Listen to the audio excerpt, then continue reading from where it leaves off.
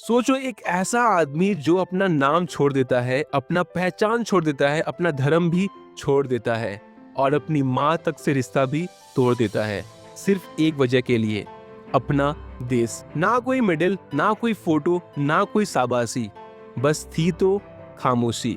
और जब आज हम बॉलीवुड की एक नई स्पाई मूवी धुरंधर के बारे में बात करते हैं तो सवाल उठता है, क्या हम अपने रियल लाइफ स्पाई को जानते भी हैं? आज के इस कहानी में धुरंधर मूवी के रियल इंस्पिरेशन इंडिया के सबसे खतरनाक स्पाई रविंदर कौशिक के बारे में जानेंगे, जिसे दुनिया जानती है ब्लैक टाइगर के नाम से।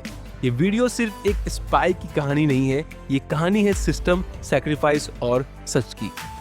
चलिए वीडियो को शुरू करते हैं और बात करते हैं एक नॉर्मल इंडियन लड़के के बारे में। रविंदर कौशिक कोई एक्शन हीरो नहीं था, ना उसके पास कोई पावर थी, ना उसके पास कोई पैसा था, ना पॉलिटिकल बैकग्राउंड। बस वो लड़का था राजस्थान के श्री गंगानगर का एक सिंपल मिडिल क्लास लड़का था। वो उसे पसंद था ड्रामा, स्टेज पे एक्टिंग करता था, लोग बोलता था, कैरेक्टर्स में घुस जाता था।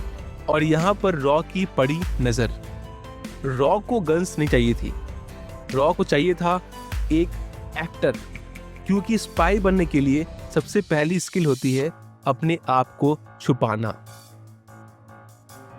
रॉ इमोशंस पे नहीं काम करती, रॉ हर एजेंट को एक इन्वेस्टमेंट की तरह देखती है। रविंदर कौशिक पे रॉ ने जो पैसे, टाइम और रिसोर्सेस लगाई, वो भी छोटा डिसीजन नहीं था। उन्होंने सिखाया उर्दू और अरेबिक लैंग्वेज, उन्होंने सिखाया Islamic culture, Pakistani lifestyle, behaviour control, memory training और साइकोलॉजिकल कंडीशनिंग, और सबसे इम्पोर्टेंट, पुरानी जिंदगी को मार देना। यहाँ रविंदर कौशिक ऑफिशियली खत्म हो गए थे। अब बात करते हैं रविंदर कौशिक से वो किस तरह नबी अहमद शकीर तक ट्रांसफॉर्मेशन हुए। इंडिया में रविंदर कौशिक मर गया और पाकिस्तान में जन्म हुआ नबी अहमद शकीर। नाम बदला, धर्म बदला, कपड़े बदले, सोच बदली और बोलने का तरीका बदला। इसका पूरा कंप्लीट पहचान रिप्लेसमेंट हुआ। अगर यहाँ भी एक मिस्टेक होती तो डेथ गारंटी थी। नबी अहमद शकीर पाकिस्तान गया, वहाँ पढ़ाई की, लॉ कंप्लीट किया और सोशल कनेक्शंस बनाए और धीरे धीरे सिस्टम के अंदर घुस गए और फिर वो बन गए पाकिस्तान आर्मी के मेजर। सोचो दोस्तों, एक इंडियन लड़का पाकिस्तान आर्मी का मेजर, यहीं पे धुरंधर जैसी फिल्म ये लगना बंद कर देती है और रविंदर कौशिक की कहानी और भी ज्यादा अनबिलीवेबल लगती है। अब बात करते हैं सबसे बड़े हथियार के बारे में, इंफॉर्मेशन के बारे में, जो रविंदर कौशिक यहाँ पे इंडिया में दिया करते थे। आज के टाइम में बॉम्ब पावरफुल नहीं है, गन पावरफुल नहीं है, पावरफुल है तो इंफॉर्मेशन। रविंदर कौशिक ने इंडिया को दी पाकिस्तान की मिलिट्री प्लान्स, बॉर्डर स्ट्रैटेजी, वो प्रिपरेशन डिटेल्स दिए जो पाकिस्तान खुद से बनाया करते थे। उन्होंने हमारे देश इंडिया को दिया इंटरनल पॉलिटिक्स का सारा न्यूज़। इस इंफॉर्मेशन की कोई प्राइस नहीं होती, ये पैसों में मेजर नहीं होती। ये इंफॉर्मेशन हजारों जवानों की जान बचा सकती थी, पूरे वॉर को अवॉइड कर सकती थी। इसीलिए रॉ ने उसे अपना सबसे कीमती एसेट बनाया। चलिए बात करते हैं रविंदर कौशिक किस तरह अपनी छोटी सी गलती की वजह से पाकिस्तान की आर्मी के अंडर आ गए। एक छोटी सी गलती और सब कुछ खत्म हो गया।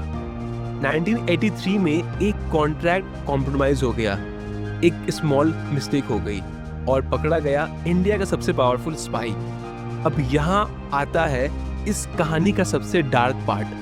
रॉ के पास बहुत काम थे, diplomatic pressure, international politics, war का रिस्क, और यहाँ एक कड़वा सच सामने आता है। जब एसेट पकड़ा जाता है तब सिस्टम पहले देश बचाता है, इंडिविजुअल बाद में आता है। रविंदर कौशिक को ऑफिशियली डिसओन कर दिया गया। पाकिस्तान की जेल में उसे बहुत फिजिकली टॉर्चर किया गया, मेंटली बहुत टॉर्चर किया गया, उसे आइसोलेशन में रखा गया और सालों साल तक वो वहाँ पे सफ़र करते गए। उसकी माँ इंडिया में रोती रही, लेटर्स लिखती रही, गवर्नमेंट के चक्कर लगाती रही, पर जवाब सिर्फ एक ही था, खामोशी। आखिरकार रविंद्र कौशिक को मेंटल आइसोलेशन भेज दिया गया। 2001 में पाकिस्तान की जेल में वो खामोशी से मर गया। ना कोई उसे सैल्यूट किया और ना ही उसका कोई फेयरवेल हुआ। अब बात करते हैं धुरंधर मूवी के बारे में और सच्चाई के बारे में।